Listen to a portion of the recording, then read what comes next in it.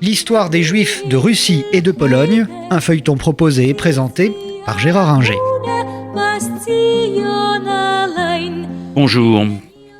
Pendant toute la période que nous avons vue ces derniers temps, c'est-à-dire les règnes d'Alexandre Ier, de son frère Nicolas Ier et d'Alexandre II, qui meurt assassiné par des terroristes en 1881, pendant toute cette période qui va globalement de 1815 à 1880-81, on assiste à une forte vie juive dans la zone de résidence.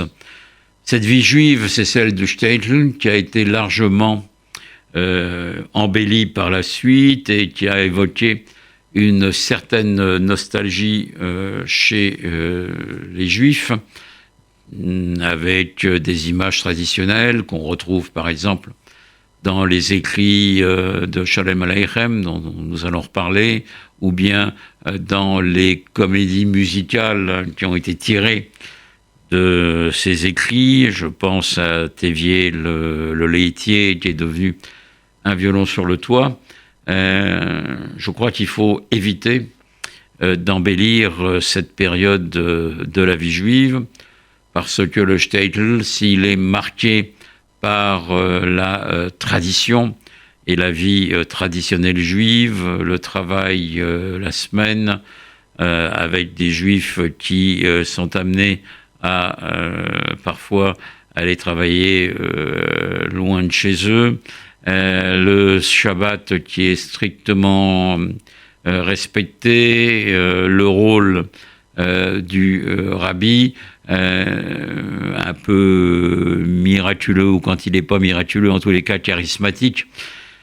Tout cela masque une misère épouvantable des Juifs de Russie et de Pologne, qui vivent dans des conditions d'hygiène affreuses et qui n'ont aucun espoir de voir leurs conditions s'améliorer.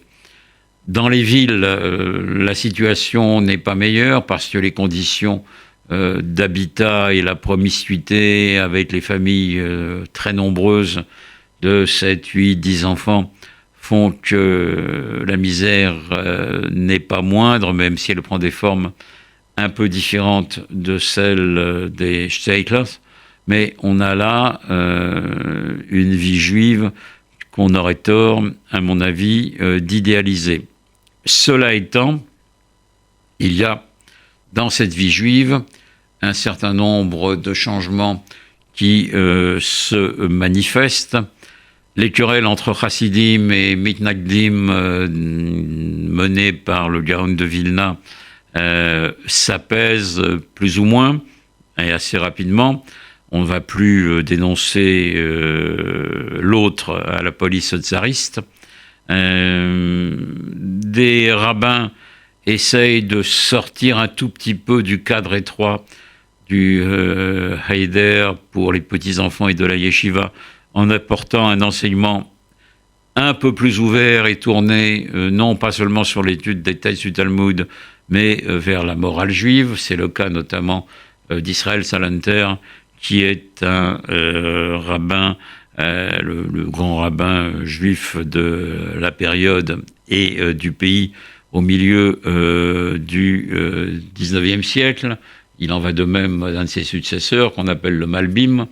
Mais en dehors des rabbins, je dirais traditionnels, on voit apparaître en Russie une Haskalah, pas semblable tout à fait à la Haskalah allemande, mais marquée comme elle par une volonté d'ouverture sur le monde extérieur, et on essaye dans cette Haskalah d'ouvrir les portes et les fenêtres du ghetto en montrant qu'il y a autre chose que la tradition pour les Juifs.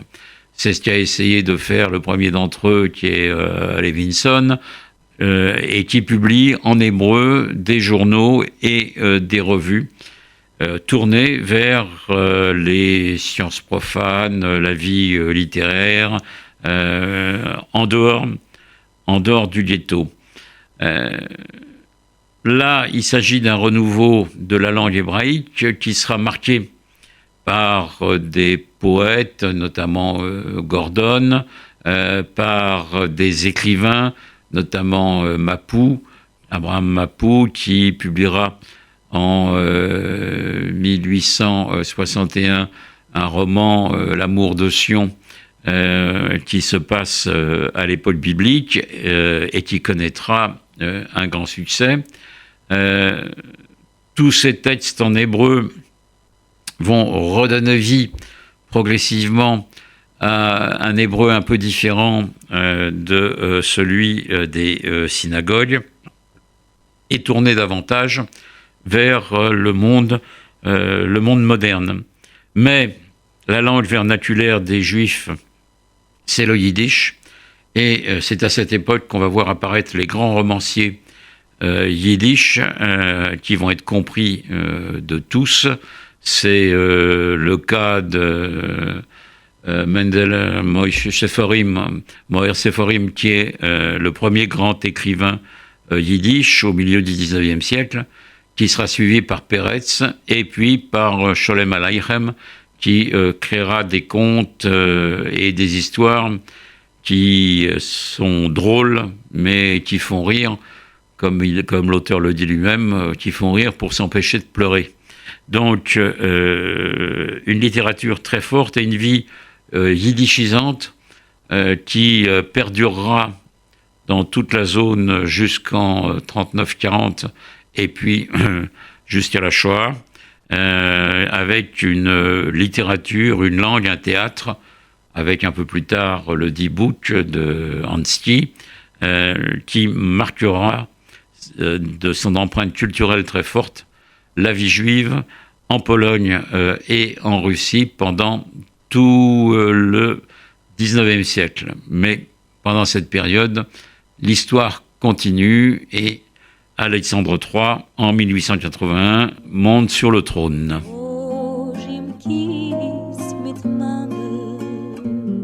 C'était l'histoire des Juifs de Russie et de Pologne, un feuilleton proposé et présenté par Gérard Inger.